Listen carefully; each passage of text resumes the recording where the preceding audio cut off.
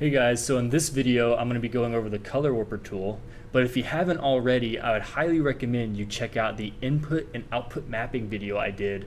That's very important. You check out that one and go through that video first before you watch this video. So after you've watched that, come back here and check this one out. Now let's get into it. So we have our group post clip that I'm in here, and I want to use the color warper tool to really enhance the hues and saturations and make minute and selective adjustments to specific colors within our clip here. So I got a shot, this nice interview shot I have of the subject out in the Davis Mountains, and he's got some nice vegetation back here, but I really want to enhance these green colors, right? So the first thing we want to do is first have a fresh node, and let's go ahead and label our node. I'm going to name this green enhance or something along those lines.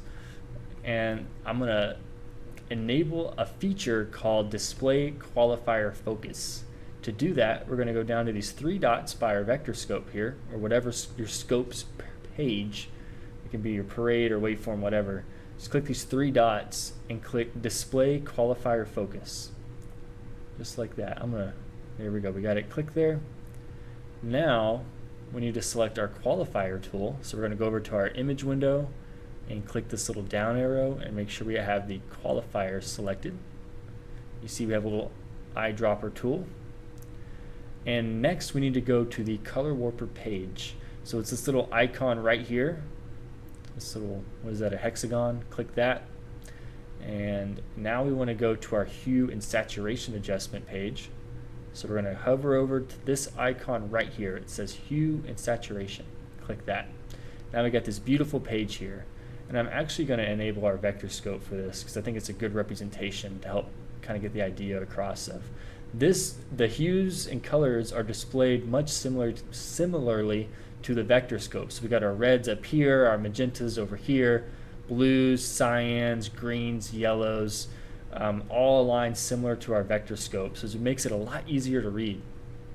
So with the qualifier tool selected, we can hover our mouse over our image and start to really see where colors are represented on the vector scope with this little red cross.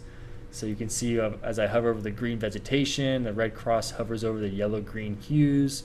As I hover over this gray shirt, we're hitting more towards, kind of the light blue colors. Yeah, so you can just see all these different colors on our image. So to make an adjustment to this green vegetation back here, I'm going to hover my eyedropper and I can see it's hitting right along the left middle of our chart there.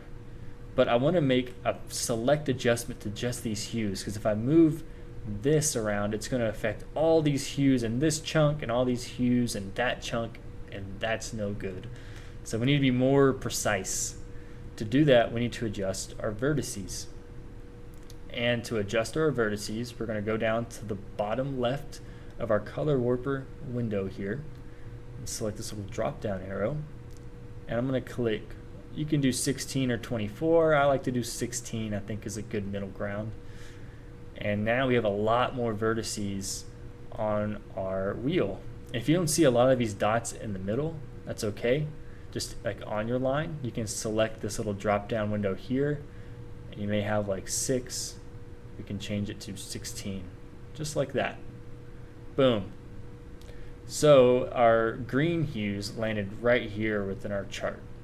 So I'm going to select the very top dot here and go to the hue slider on the right. Now you'll see these little double crossed arrows start to pop up. Click, hold, and drag. And now you can see I'm manipulating the hues and colors of greens in our image.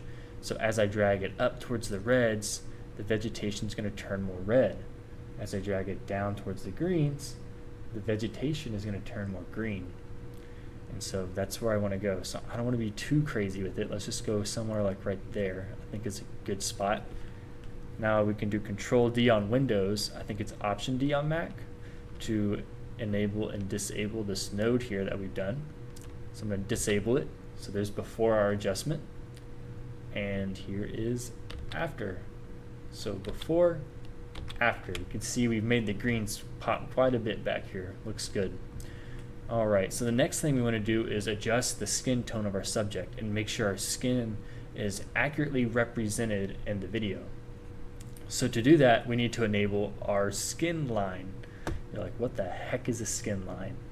Well, you see there's this little yellow, I already have mine enabled, so it's this little yellow dot right here, this little yellow dotted line that pops up on our scope, on our chart.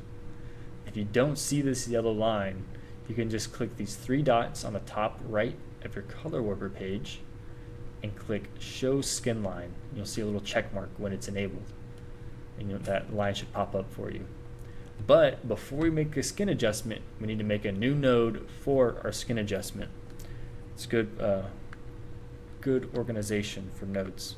So I'm going to do Alt S on Windows as the shortcut, or you can right click your node, add node, and add serial, and I'll add a node right here like I just did.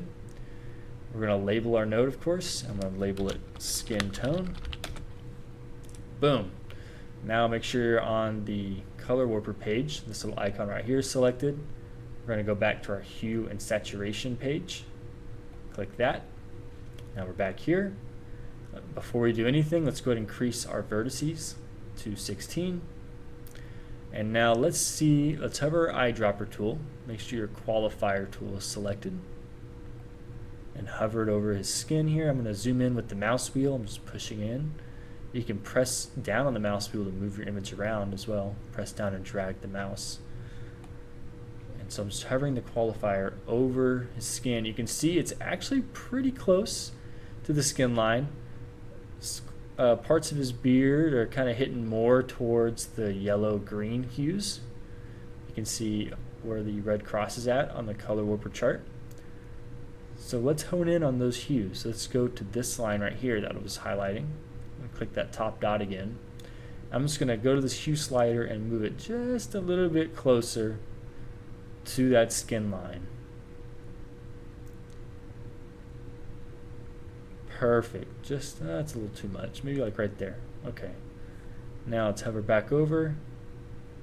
Pretty good. We're pretty well on the line right there. That's not bad. There's parts of his beard down here that are more towards the green. So if we really wanted to, we could move this over just a wee bit. Just like that. And we're in a pretty good spot here. I mean, that's right on the money. Another way you can check as well is we can enable the skin line on our vector scope here. Just going to click the three dots in the top right of the vector scope. And I'm going to go over to, oh wait, my bad, it's this little settings icon on the vector scope. So this icon right here, and click this box that says show skin tone indicator. Check. You can also zoom in on your vector scope to really get an idea. You can zoom in by 2x. I'm going to check that box right here. Boom. So now we can really see where our colors are hitting. If I hover the qualifier tool over, you can see the circles right on that skin tone line, which is perfectly where we want to be. So we have properly adjusted our skin tones. Now before you exit out, make sure you unenable the show 2x zoom to show your accurate vector scope representation here. I'm just going to click away to get rid of that menu there. I'm going to zoom out with the mouse wheel. And there we go, we've adjusted our skin tone. So actually, let me zoom in so I can show you the difference. I'm going to disable. So before, after. Before, see there's a lot of green. After, we've recovered it there. It's more of a natural skin tone. So these are two great use cases for the color warper tool.